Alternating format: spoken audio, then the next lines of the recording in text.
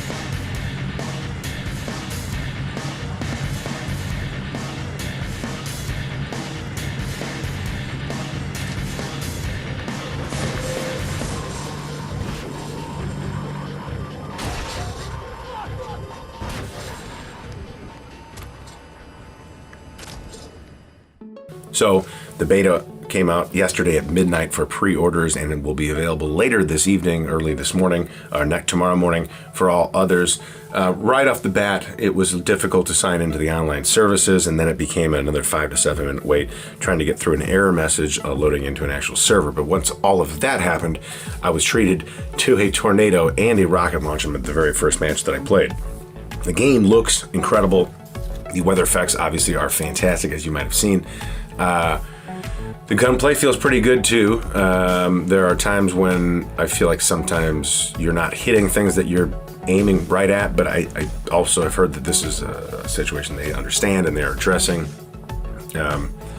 Movement speed, infantry movement speed feels, to me at least, way too fast. And I got to imagine that some of this is because they want you to be able to traverse the map on foot if you have to in a relatively small amount of time, but it just feels like you could beat a thoroughbred horse in a foot race, and that is a little weird to me. When you slide, you're also briefly sliding faster than you were sprinting, which seems, again, a little bit strange. But beyond that movement issue, it feels real good, I think, mostly. The guns sound good, they feel good, they load nice, they look great. There's some weapon attachment bugs going on right now. I'm aware of that. One of them with which I've run into is that 3x optic with the 2x holographic on top doesn't always switch over for you. You'll have to reattach it in order to get that function to work.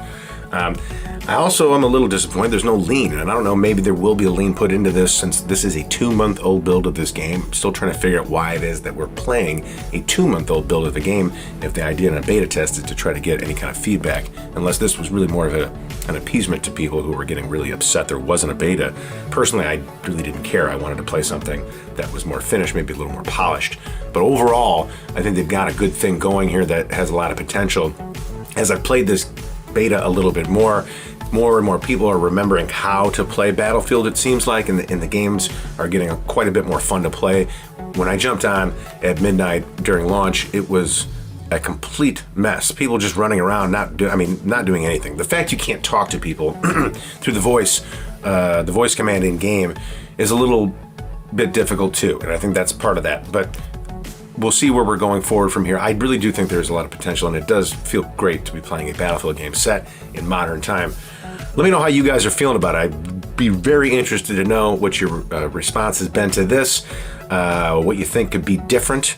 Let me know down in the comments section. Thank you for listening, and I look forward to talking to you again a little bit later in the week.